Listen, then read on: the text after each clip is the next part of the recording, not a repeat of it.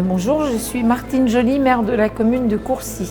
Bonjour, Christophe Besson-Léo, président fondateur de l'Alliance Sensé Économie. Jérôme Cordelier, directeur général de la Microville 112. J'ai découvert Europan grâce à l'équipe avec qui on a travaillé et on a trouvé que c'était une bonne manière de montrer à d'autres et avoir d'autres regards sur la façon dont nous on voyait l'avenir du site. Pour ce qui concerne la partie opérationnelle, c'était de montrer effectivement au travers de l'expression de jeunes architectes, urbanistes, paysagers, les potentiels du site et l'ensemble des éléments qu'on pouvait projeter sur ce site vu de l'extérieur en fait, et de les confronter au modèle économique que l'on a mis en place. En tant qu'Alliance Sensé Économie, donc c'est une coopérative d'intérêt collectif, on a incubé ce modèle de coopérative foncière qu'est la Microville 112. Et l'enjeu, effectivement, à travers Europan, c'était de confronter cette boîte à outils qu'on a conçue pour être adaptable à tous les territoires, mais qu'on applique sur celui de Courcy, avec cette base aérienne 112, et de pouvoir confronter effectivement ce processus, ce projet-processus de co-construction d'une programmation impliquant l'ensemble des acteurs du territoire, avec une gouvernance participative, réussir à confronter ça au regard des jeunes urbanistes et paysagistes. Alors pourquoi participer? Moi je l'ai dit, c'est pour avoir un regard neuf sur le projet, de la manière dont on le conçoit. Et puis l'idée c'est que les équipes qui ont été primées viennent travailler avec nous et soient partie prenante dans le projet, vraiment intègrent l'équipe, tout comme on a souhaité que les citoyens soient au cœur de l'équipe. Donc nous, il y a la mairie, les citoyens, bien entendu la SIC Microville et puis les gens qui vont venir nous rejoindre. Ça va être une co-construction. De manière très pragmatique et au-delà des aspects contractuels assez classiques, c'est effectivement l'enjeu, c'est d'intégrer les équipes dans l'équipe. C'est-à-dire que grosso modo, les équipes lauréates, de les intégrer dans l'équipe opérationnelle d'accompagnement de l'évolution de la microville sur le temps qu'il faudra pour aborder chacune des étapes d'évolution de la vie de la microville. Et on a un modèle économique qui permet de le faire, à la fois dans la structure, puisqu'on est une société d'attribution, et que dans le modèle de la société d'attribution, on a l'ensemble de la maîtrise d'ouvrage, de l'ensemble de la réhabilitation des bâtiments à réaliser, donc avec le concours des équipes, et on les attend bien là aussi, qui peuvent accompagner chaque investisseur ou chaque utilisateur de chacun des bâtiments qui seront sur le site, qui sont quand même au nombre de 40. Voilà l'enjeu. Et au niveau national et européen, déjà on va parler national, Europan et avec Europan France, l'enjeu c'est de pouvoir effectivement expérimenter ce projet-processus sur la Microville 112 avec cette démarche participative, avec cette démarche de coprogrammation et de pouvoir essaimer ça dans d'autres territoires en sachant qu'on a là un territoire qui est assez symptomatique à la frontière entre une grande ville et la ruralité, qui répond à plein de problématiques qu'on retrouve dans les villes moyennes, notamment à travers les programmes de l'État Action Cœur de Ville, Petite Ville de demain, Village d'avenir. Et on a donc la chance de pouvoir tester une boîte à outils qui peut être mise à disposition de l'ensemble des territoires, je dirais comme un commun. Je suis Alice Barthélémy, je suis architecte, je travaille dans une agence d'architecture du patrimoine. Je représente l'équipe Opération Remédiation.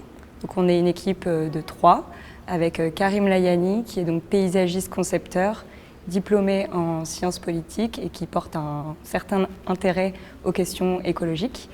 Et Maxime Bardou qui est paysagiste concepteur et qui travaille aussi dans une agence à Montrouge et qui lui porte un intérêt aux questions de patrimoine urbain et paysager. Moi, c'est Olivier Chenevier, je suis paysagiste et architecte. On a participé sur le projet Courcy avec Manon Van Den Busch et on est le projet Solstice sous le contrat vivant. Moi, je m'appelle Roman Joly et je suis du projet Razmot. J'ai fondé le studio Atelier Poème avec Alice Cecchini. On est tous les deux architectes. On a choisi ce site, je pense, chacun pour des raisons un peu toutes particulières. Mais ce qui nous a réunis, c'est l'idée de pouvoir repenser le devenir d'un ancien site militaire avec un patrimoine architectural et urbain remarquable. Donc effectivement, il y a 40 bâtiments, il y a 50 000 m² de plancher et 65 hectares. C'est aussi donc l'implantation de la BA 112 sur l'ancien no man's land de la Première Guerre mondiale, qui a laissé en fait des traces dans le sol, qui sont en fait l'opportunité pour nous de repenser le devenir de la BA112 en lien avec les séquelles de la guerre et de prendre en fait le contre-pied et se dire est-ce que la BA112 pourrait pas finalement contribuer à réparer ces communs négatifs. Nous, c'est aussi un accord commun entre Manon et moi, mais ce qui nous a intéressé sur le site, c'était surtout son échelle. C'est une échelle assez monumentale, c'est une immense pièce. Et aussi son échelle, la manière dont le site évoque aussi des échelles plus vastes, l'échelle du territoire et aussi même des échelles plus rapprochées comme l'échelle de la ville. En tout cas, c'est un site qui rapproche un projet multiscalaire et ça, en tant que paysagiste et architecte, ça nous correspondait plutôt dans une approche. Puis aussi, c'était un rapport au sol qui était assez intéressant parce que c'est un site qui est dans un contexte agricole avec une grande partie du site, finalement la plus grande majorité du site qui n'est pas forcément urbanisée et donc un rapport au sol qui est assez intéressant là-dessus. Et en tant que paysagiste aussi, du coup, ça nous intéressait surtout en ce sens. Nous, le premier impact qu'on a eu du site de la base aérienne, ça a été les perspectives. Et toute la trame en fait, des bâtiments qui nous a tout de suite interpellés.